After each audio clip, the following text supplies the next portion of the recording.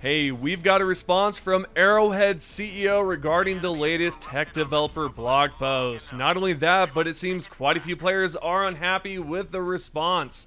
And we'll also cover some news about the galactic map. Plus, we have so much more to discuss. If you enjoy my content, please support the channel by clicking the thumbs up button below and tapping the hype button. With that being said, let's jump right in.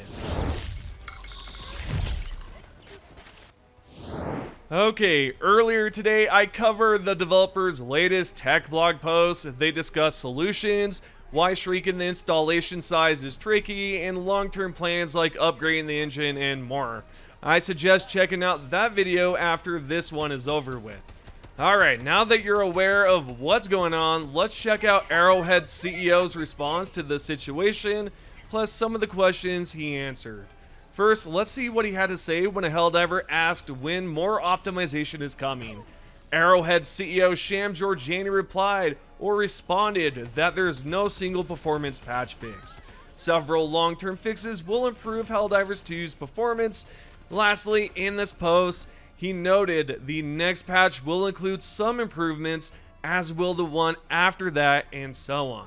I'm guessing they've figured out a way to resolve the freezing issues and perhaps a potential fix for some of the major performance issues as of late. Again, I'm only guessing. Next up, let's go over the response to players unhappy with the recent developer blog post. Sham's Arrowhead CEO posted that he hoped everyone enjoyed the first dev's blog and that the team aims to post more often.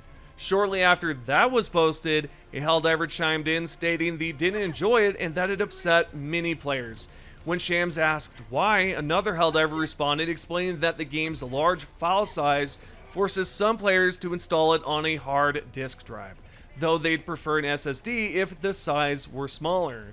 Shams acknowledged the concern, agreeing it's an issue. Well, to be honest, I have to agree as well that it's definitely an issue. Now, can they possibly create two different branches for Helldivers 2? That way, players could have the option to install a smaller file size by default, or a beta branch optimized for hard disk drives, or vice versa.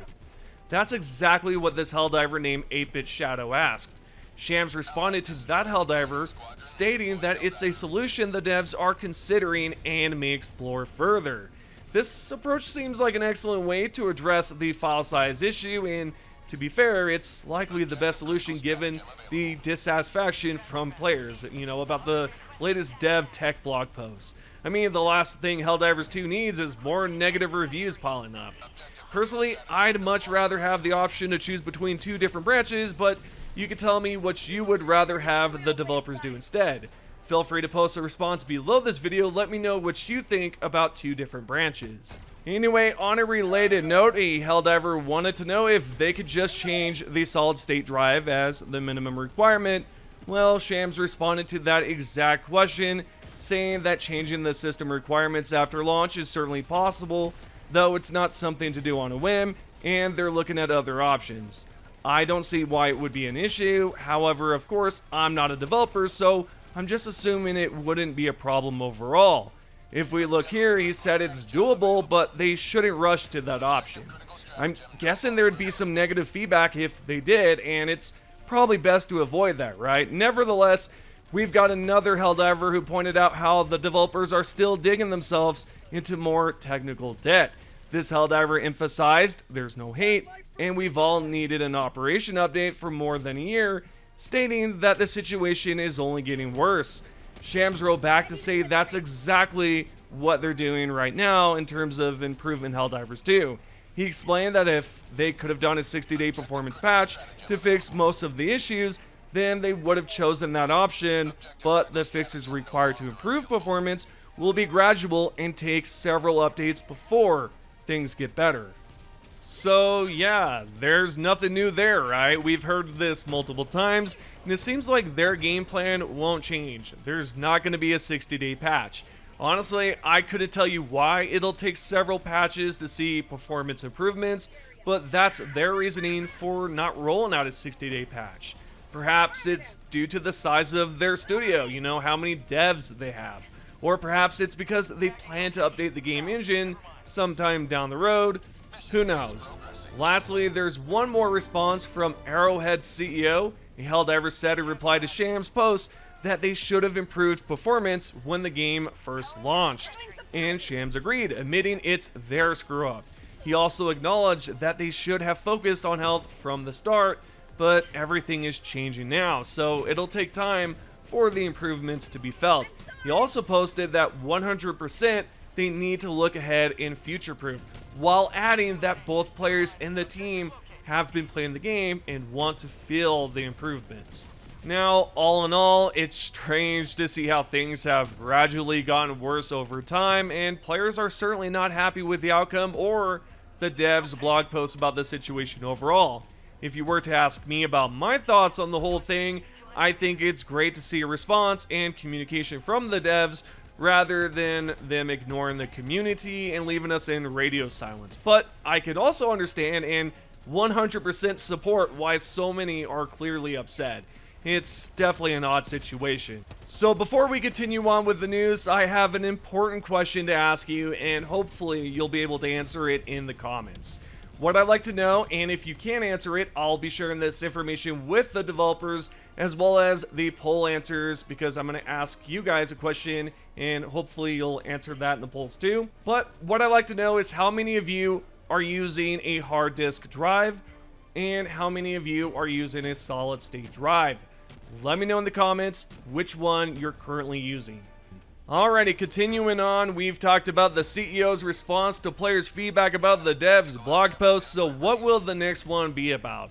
Well, that's what Arrowhead's community manager wanted to know, and she posted this poll. She wanted to know what topic players would like to see in the next development blog post. I voted for gameplay, but I also would have voted for the engine. Too bad I can't vote for two options here. Anyhow, when can we expect the next Helldivers 2 dev blog post? Will it be a weekly thing, bi-weekly, or is it still undecided? Well, that's what this Helldiver wanted to know. Baskinator gave us an answer by saying she doesn't know when. Essentially, she wrote that as far as she knows, they don't have an official schedule yet, but they're looking to post more often. Yeah, who knows when we'll see the next blog post.